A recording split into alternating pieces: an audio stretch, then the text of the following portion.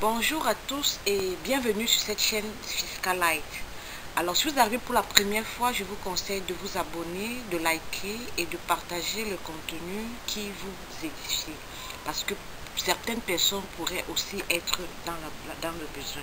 Alors ça fait un grand plaisir que je viens aujourd'hui avec une nouvelle vidéo pour vous donner quelques astuces et conseils pour payer moins d'impôts. Alors, si vous êtes un chef d'entreprise, si vous avez l'intention de créer votre entreprise, alors cette vidéo vous concerne. Tout d'abord, je me présente, je suis Ervine Nadège, entrepreneur web, comptable, indépendant. Et je partage sur cette chaîne les résultats de mes recherches sur l'entrepreneuriat, l'investissement et la création de richesses, mais surtout la fiscalité et la comptabilité. Alors aujourd'hui, je vous donne quelques astuces et conseils pour pouvoir payer moins d'impôts. Déjà, nous pouvons dire que plusieurs entrepreneurs recherchent les moyens et astuces pour payer moins d'impôts, parce qu'en plus de l'impôt sur les sociétés, il y a les charges fiscales et les diverses taxes, même les redevances qui pèsent sur elles. Tout d'abord, nous devons savoir que l'impôt est un prélèvement que l'État opère sur les ressources des personnes physiques ou morales afin de subvenir aux charges publiques. Ainsi, le bon fonctionnement d'un État repose sur les impôts qu'il collecte. Il est donc du devoir de tout citoyen, non seulement de bien calculer ses impôts, mais aussi de les payer dans les délais. Donc, il ne faut pas seulement se limiter à calculer les impôts. Il faut pouvoir bien les calculer, mais aussi les payer dans les délais. Parce que c'est grâce à ces impôts qu'on construit les routes. C'est grâce à ces impôts qu'on construit les établissements publics, les hôpitaux, etc. Donc, dans cette vidéo, il n'est pas question pour nous de vous montrer comment voler les impôts de l'État, comment ne pas du tout payer d'impôts. Mais il est question pour nous de vous montrer plusieurs leviers légaux vous permettant de réduire considérablement la charge fiscale et sociale. Parce que c'est souvent par ignorance que nous payons plus d'impôts qu'il n'en faut. Il existe dans chaque État des mesures d'allègement de la charge fiscale. Et ces mesures sont fixées par chaque État en vue d'encourager soit l'investissement, soit de promouvoir le volet social ou économique. Et ces États proposent aux opérateurs économiques ces mesures fiscales qui visent à réduire considérablement leurs impôts, et cela en contrepartie de leur coopération. Vous comprenez un peu. Donc, l'État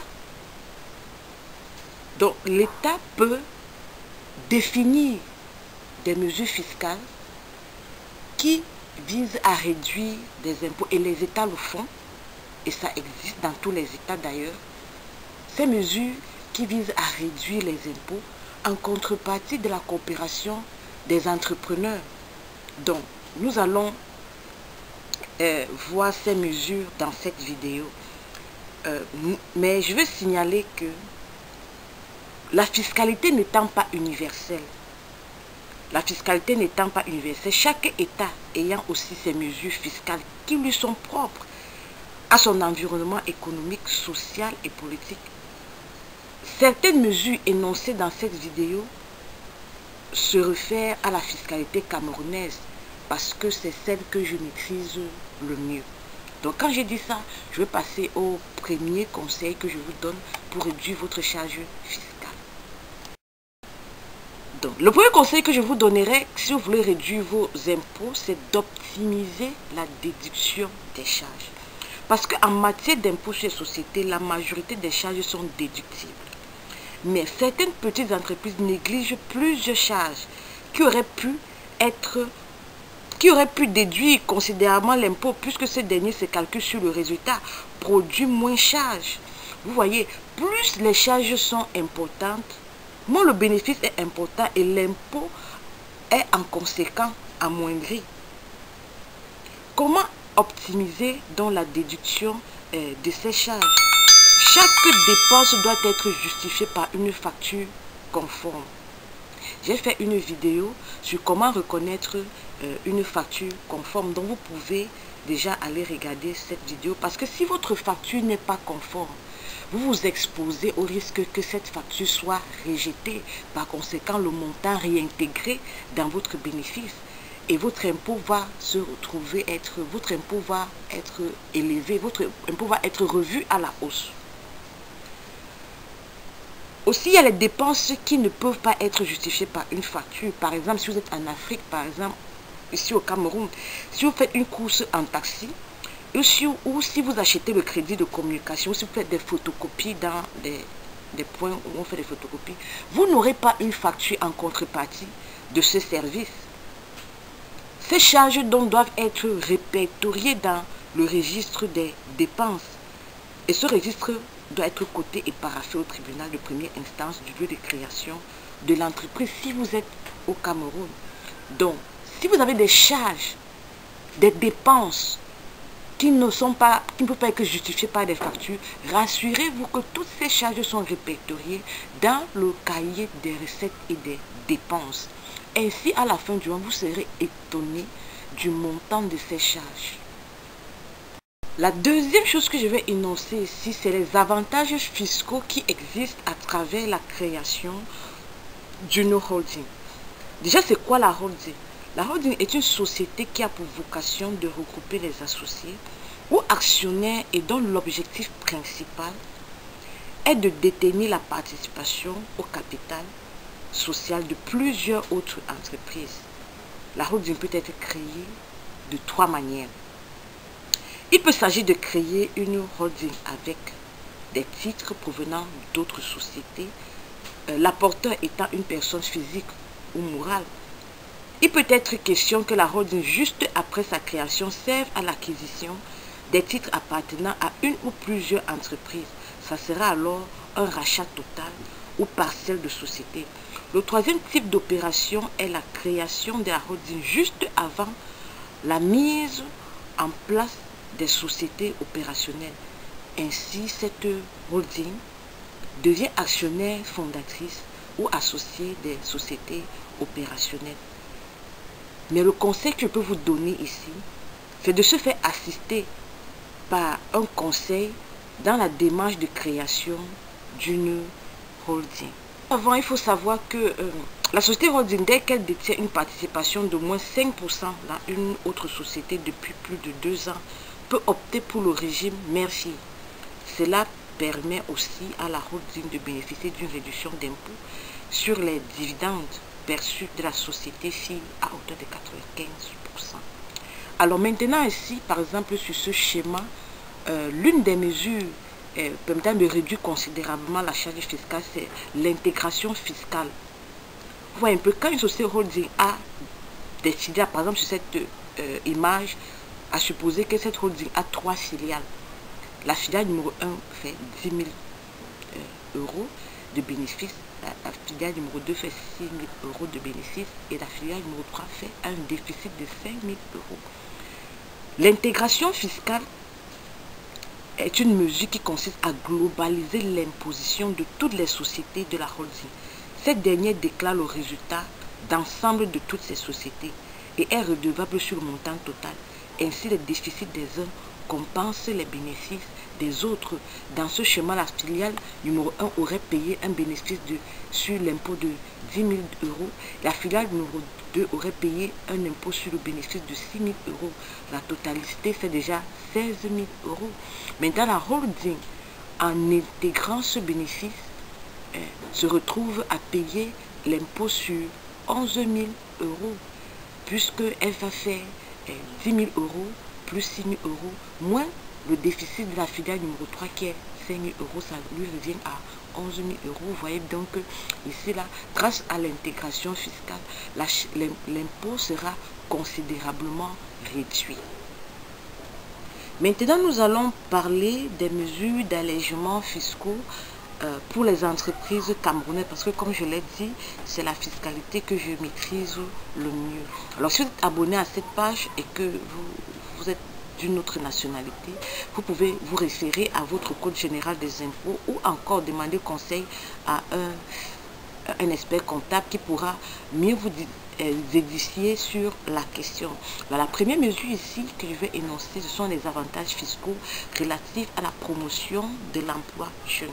Alors, si vous êtes une entreprise du réel au Cameroun ou un adhérent des centres de gestion agréés, l'une des astuces les plus simples pour réduire vos impôts serait de recruter un jeune diplômé âgé de moins de 35 ans dans le cadre d'un contrat à durée indéterminée ou déterminée, sachant que cette mesure s'applique pour une période de 3 ans à compter de la date de signature du contrat de travail. Dans ce cas, justement, vous êtes exonéré des prélèvements, des charges fiscales et patronales sur les salaires que vous versez à ces jeunes, à l'exception des charges sociales, c'est-à-dire que vous allez les immatriculer à la CNPS, mais vous n'allez pas payer les charges fiscales et patronales sur les salaires. Vous allez payer seulement les charges sociales. Vous voyez, c'est l'ignorance qui fait. Nous ne connaissons pas, on recrute les jeunes diplômés, mais on continue à payer ces charges sociales et ces charges fiscales et patronales parce qu'on ne connaît pas. Donc voici donc l'information. Pour les autres entreprises, vous pouvez, pour réduire vos charges, pour les autres entreprises, vous pouvez offrir des stages pré-emploi aux jeunes diplômés dans le cadre d'un programme d'aide à la formation et à l'insertion socio-professionnelle, notamment celui conduit par le Fonds national de l'emploi. Et dans ce cas, vous êtes aussi exonéré des prélèvements fiscaux et patronaux. Et sachant que la durée de stage pré-emploi ne peut excéder 2 ans. Et comment faire pour pouvoir recruter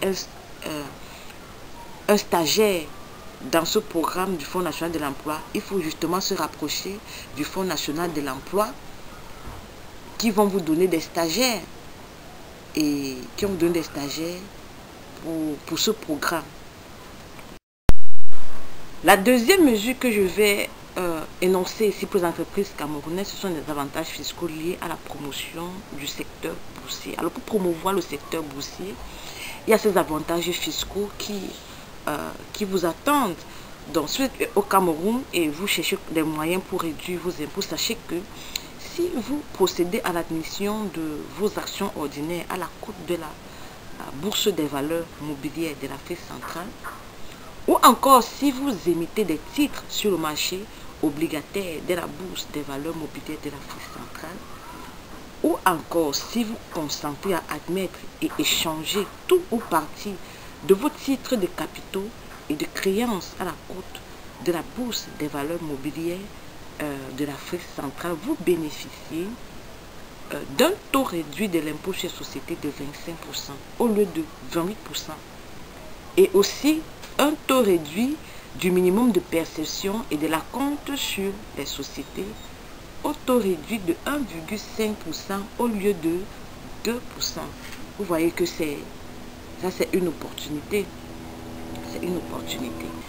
Il existe aussi des avantages fiscaux liés à la promotion de l'éducation et de la formation professionnelle et de la santé.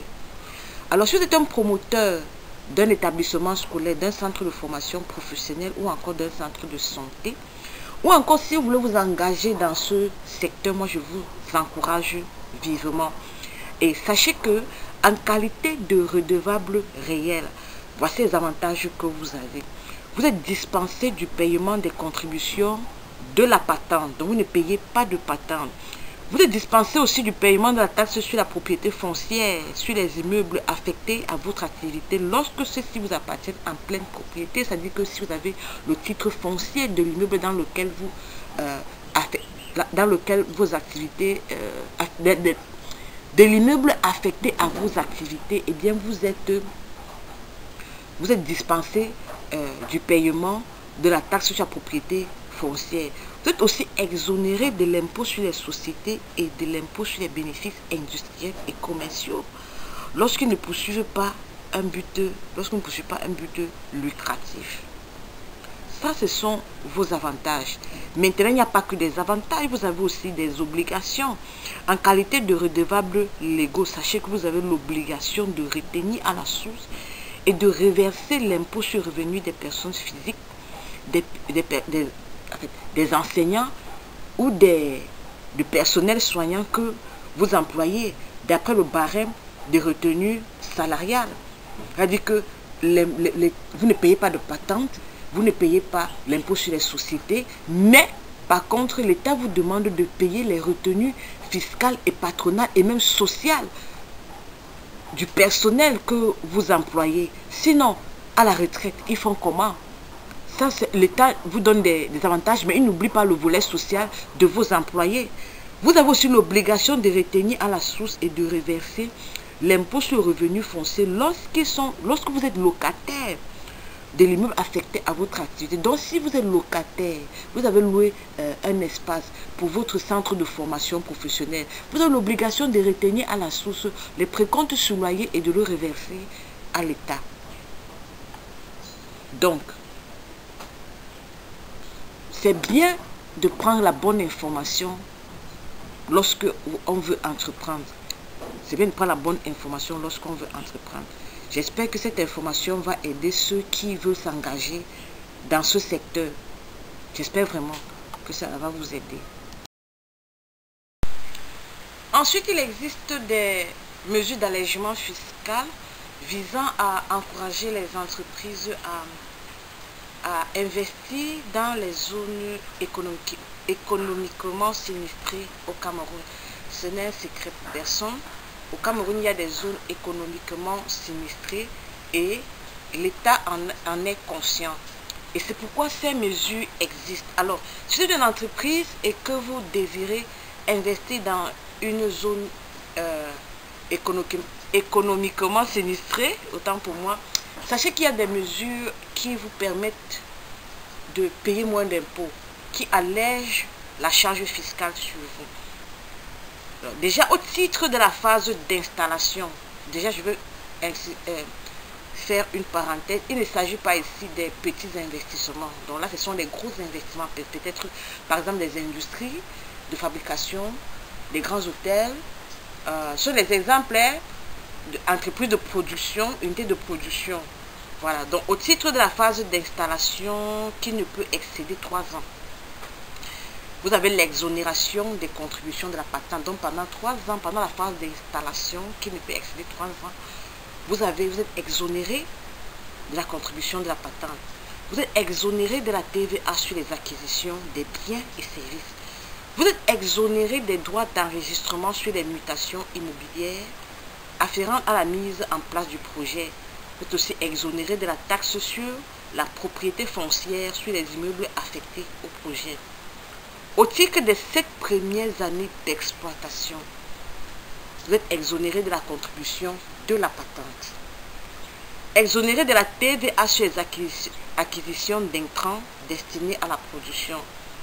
Exonéré de l'impôt sur les sociétés et du minimum de perception.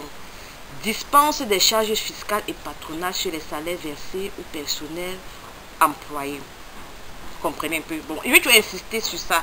Quand on dit dispense des charges fiscales et patronales sur les salaires versés au personnel employé, comprenez qu'il y a le volet social que l'État ne peut pas s'amuser avec.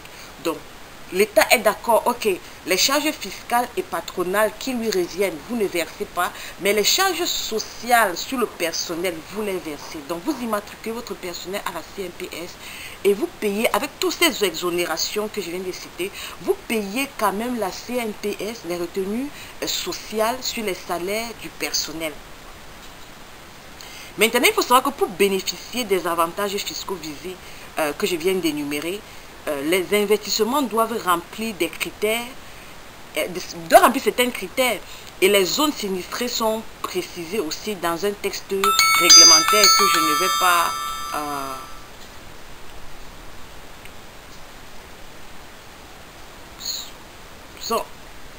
Donc, pour bénéficier, il faut savoir que pour bénéficier des avantages fiscaux que je viens d'énumérer ici, là, ces investissements doivent remplir les critères. certains critères que peut-être je vais énumérer dans une autre vidéo, si par la grâce de Dieu. Et les zones sinistrées sont précisées aussi dans un texte réglementaire. Donc, ce n'est pas comme si vous allez vous lever et choisir une zone, dire que c'est une zone économiquement sinistrée et faire ce que vous voulez et venir dire que vous avez vu dans une vidéo YouTube que vous n'allez pas payer la patente et la TVA, etc. Non. Il y a ces avantages fiscaux, il y a ces investissements doivent remplir certains critères. Donc, il y a une loi qui encadre le genre d'investissement. Il y a aussi un texte réglementaire qui vous dira les zones économiquement que l'État camerounais considère comme économiquement sinistrées. Voilà, j'y suis.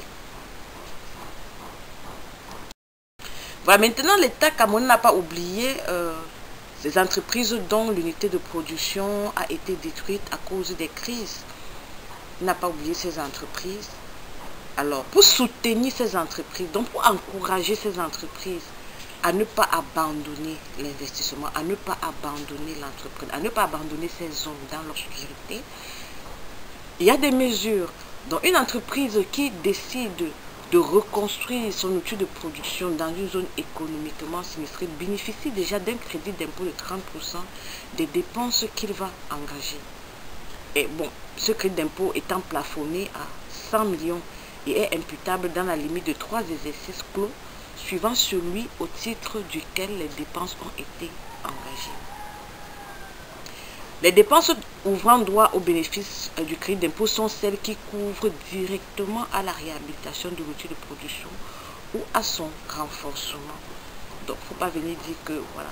Donc, les dépenses aussi ayant donné lieu à la constatation d'un crédit d'impôt sont préalablement soumises à la validation de l'administration fiscale. Donc, vous ne vous levez pas de votre propre chef. Vous allez déjà vous rapprocher de l'administration fiscale pour leur faire part des dépenses que vous allez engager pour reconstruire votre unité de production. L'administration fiscale valide vos dépenses.